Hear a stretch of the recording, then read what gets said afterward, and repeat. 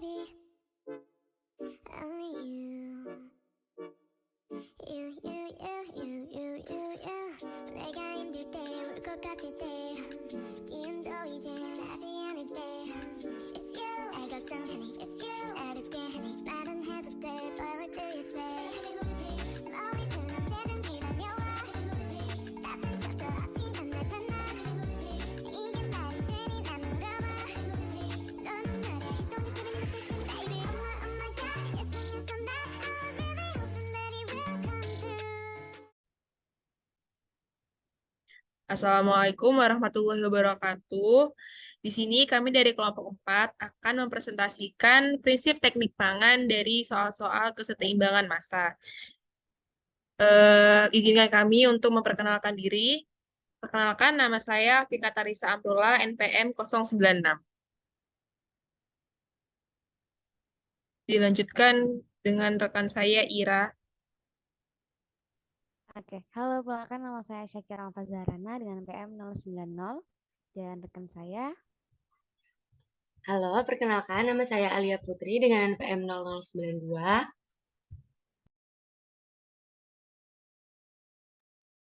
Perkenalkan saya Nabila Lailatul Fauzia dengan NPM 93. Nama saya Nabila Aisyah dengan NPM 107. Dan saya Sanina Yusria Zain dengan NPM 117.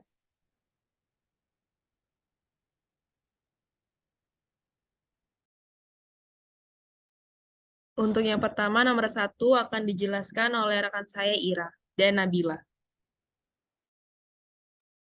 Baik, untuk soal pertama di sini ada soal tentang mixing dengan soal yakni proses pencampuran sirup sorghum, sirup jagung dan sirup markisa dilakukan untuk menghasilkan sirup campuran dengan masing-masing karakteristik sebagai berikut. Di sini ada 3 konsentrasi berbeda yaitu H2O, gula dan flavor. Nah, di soal ini kita diperintahkan untuk mencari massa tiap-tiap sirup sehingga bisa menghasilkan sirup campuran sebanyak 100 kg. Nah, di sini kan yang masuk itu ada 3 sirup. Ada sirup sorghum, di sini saya gunakan huruf A untuk sirup jagung dan huruf B untuk sirup markisa dan huruf C yang menghasilkan output sirup campuran. Nah, dari informasi ini kita bisa menghasilkan suatu persamaan yakni A plus B C sama dengan 100. Kemudian dari konsentrasi H2O di mana menggunakan persen sehingga hasilnya yang 22,5 menjadi 0,225 itu menghasilkan persamaan 0,225A plus 0,2B plus 0,39C sama dengan 24. Di sini 24 tidak dipersenkan karena dia sudah diketahui masanya yakni 100, jadi dia dikali dengan 100. Itu berlaku untuk kedua persamaan lainnya juga. Di konsentrasi gula yakni 0,76A plus 0,8B plus 0,6C sama dengan 75, dan di konsentrasi flavor ada 0,015A plus 0B plus 0,01C sama dengan 1. Nah, di sini dari keempat persamaan itu yang paling sederhana adalah persamaan yang keempat di mana nilai B ini tidak ada, jadi dia 0 kan. Maka dari itu di sini kita sederhanakan menjadi 0,015A plus 0B plus 0,01C sama dengan 1 ini kita kalikan 100 untuk menghilangkan desimal 0,01 ini. Jadinya kan 1,5A plus C sama dengan 100. Kemudian pindah ruas. Jadi diketahui nilai C adalah 100 dikurangi 1,5A. Kemudian kita substitusikan hasil ini ke persamaan 1, yakni A plus B plus C sama dengan 100 menjadi A plus B plus 100 min 1,5A sama dengan 100.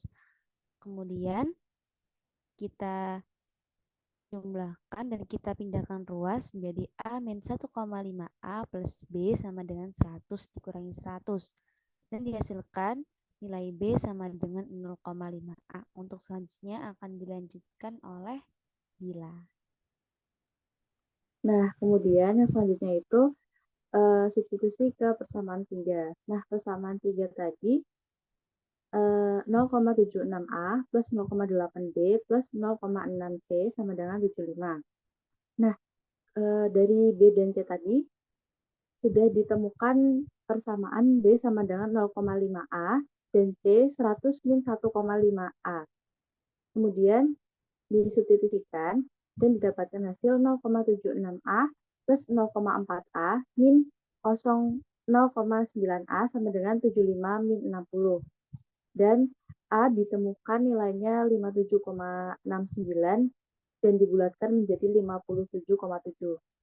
Kemudian setelah diketahui nilai A, disubstitusikan dengan persamaan B dan C tadi.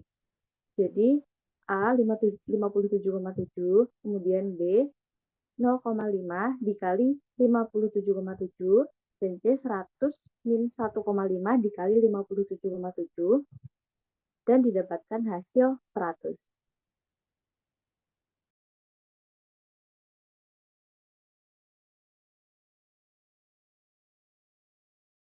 Selanjutnya dilanjutkan oleh rekan saya Sanina. Baik, untuk soal yang kedua yaitu mixing. Soalnya yaitu draw a diagram and set up equation representing total mass balance and component mass balance for a system involving the mixing of pork containing 50% protein, 20% fat, and 63 water. And back fat containing 15% water, 80% fat, and 3 protein to make 100 kg of a mixture containing 25% fat. Jadi di dalam soal ini tuh kita disuruh membuat diagram yang sudah saya gambarkan dan juga membuat percampuran 100 kilo yang mengandung 25% fat. Jadi kita tulis persamaannya yaitu P plus B sama dengan M, lalu dirubah menjadi P sama dengan 100 min B. Lalu selanjutnya kita mencari fatnya yaitu 0,2. Nah, 0,2 ini dari fatnya pork dikali P ditambah 0,8 ini dari 0,8 ini dari back fat, 0,8B sama dengan 25. Nah, 0,25 ini dari fat yang diminta gitu. Jadi 0,25 dikali 100. Nah, ini kenapa jadi 0, jadi 0,0 karena dia dirubah menjadi desimal. Lalu tinggal dioperasikan saja jadi 0,2 dalam kurung 100 min B plus 0,8B sama dengan 25 menjadi 20 dikurangi 0,2B plus 0,8B sama dengan 25.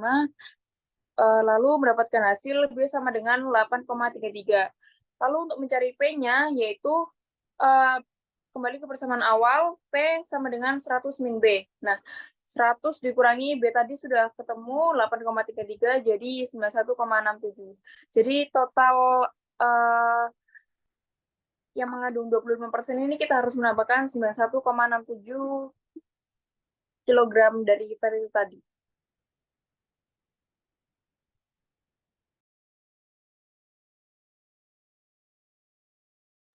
Oke, selanjutnya ini ada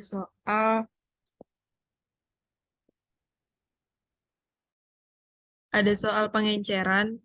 Soalnya ini how many kilograms of a solution containing 10% NaCl can be obtained by diluting 15 kilograms of a 20% solution with water. Jadi ini kayak berapa banyak sih larutan NaCl itu tuh berapa banyak kilogram yang akan dicampurkan sama larutan NaCl juga yang beratnya tuh 15 kg dengan persentase 20%.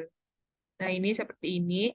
Buat airnya itu sebagai hiasan aja, jadi kayak dia nggak disebutin berapa persentasenya atau berapa beratnya, jadi diabaikan aja. Jadi yang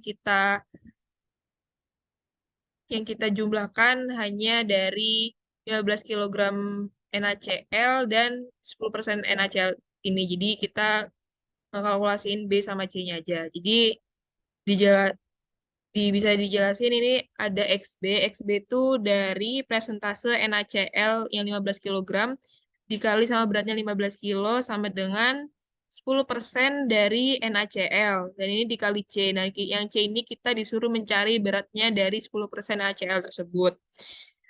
Dapat dihasilkan 20% dikali 15, 300% sama dengan 10% C.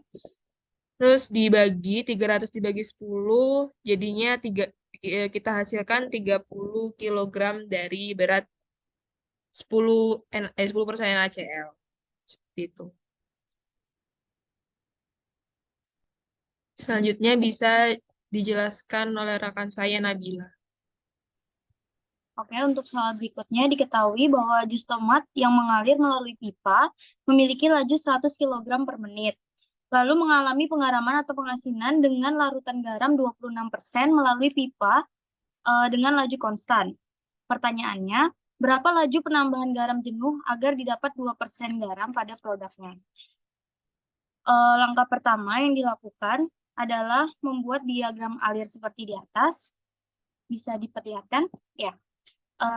Jus tomat memiliki laju sebesar 100 kg per menit. Lalu mengalami pengaraman dengan garam 26% dan didapatkan hasil akhir jus tomat dengan garam 2%. Nah, untuk menghitungnya memakai metode input-output, yang dimana input di sini adalah jus tomat yang ditambahkan dengan garam. Lalu untuk outputnya adalah garam jenuh atau 2% yang pada di akhir jus tomat dengan garam 2% tersebut. Lalu dapat dihitung 100 merupakan lajunya, dikali dengan 0% adalah garam yang belum ditambahkan, lalu ditambah dengan X sebagai laju yang belum diketahui, dan dikalikan dengan 26% garam yang ada. Sama dengan 100 ditambah X atau laju yang belum diketahui, dikali dengan 2% hasil akhir garam. Lalu didapati perhitungan 0,26X sama dengan 0,02 dikali 100 plus X. Dan didapati juga hasil 0,26X dikurangi 0,02X sama dengan 2. Lalu dicari 0,24X sama dengan 2. Itu perhitungan tadi merupakan persen dijadikan desimal. Dan didapati X tersebut menjadi 8,3 kg per menit. Jadi, laju penambahan garam jenuh untuk didapat 2% tadi pada produk adalah 8,3 kg per menit. Bisa dilanjut.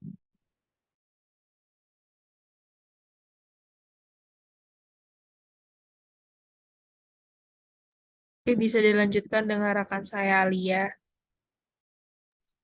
Oke, selanjutnya di sini ada soal mengenai drying atau pengeringan. Jadi di sini tuh diketahui bahwa ada 500 kg wortel yang masuk ke dalam mesin pengering dengan moisture content awal itu 85% bagian air, 15% bagian solid.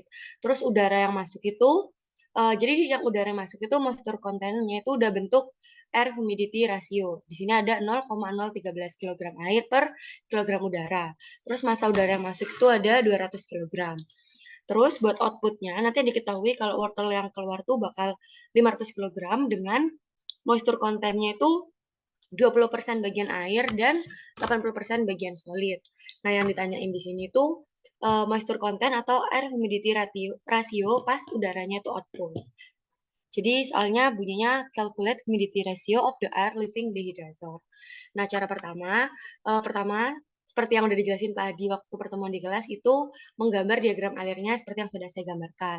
Terus kita menganalisis nih di setiap input output itu ada apa aja. Di sini yang pertama ada massa wortel input. Kan di sini ada 85 bagian air dan 15 bagian solid.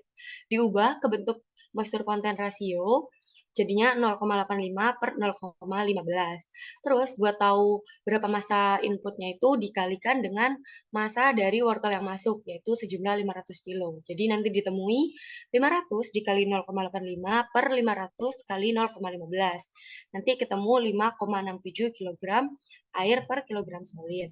Terus dicari juga massa wortel di outputnya. Kan diketahui nanti hasil air wortelnya itu 20 bagian air, 80 bagian solid.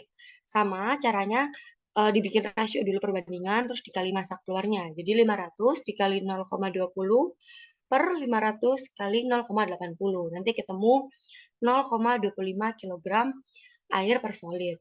Terus di sini kita nyari massa udara inputnya dulu. Buat cari massa udara input kan si yang di udara ini moisture content-nya tuh sudah bentuk rasio, jadi sudah tidak perlu dibagi lagi. Jadi langsung aja dikali sama massanya. Maka nanti ditemui 0,013 kg air per kilogram udara dikali 200 kg udara per kilogram solid. Nah, di sini kan ada kilogram udara di bagian per yang bawah punyanya rasio sama kilogram udara di bagian atas punyanya massa. Jadi itu bisa dicoret. Habis itu nanti ketemu 2,6 kg air per 2,6 kg solid. Terus kita bikin persamaannya. Sini kan persamaannya kan pakai konsepnya keseimbangan massa yaitu input sama dengan output. Maka di sini ada massa wortel input plus massa udara input sama dengan massa wortel output plus massa udara output. Nanti tinggal dimasukin 5,67 plus 2,6 sama dengan 0,25 plus massa udara output. Nah, nanti yang 5,67 tambah 2,6 dijumlah, terus 0,25-nya dipindah ke ruas kiri jadi min. Jadi ketemu 8,02 kg air per solid untuk massa udara output. Nah, kan yang ditanya itu air humidity ratio atau moisture content-nya dari udara. Buat nyari moisture content udara itu, si massa udara output-nya nanti dibagi dengan massa dari udara outputnya. Diketahui kan massa udara outputnya nanti 200 kg. Jadi si 8,02 kg ini dibagi sama 200 kg. Nanti akan ditemui 0,0401 kg air per kilogram solid buat moisture content si udara.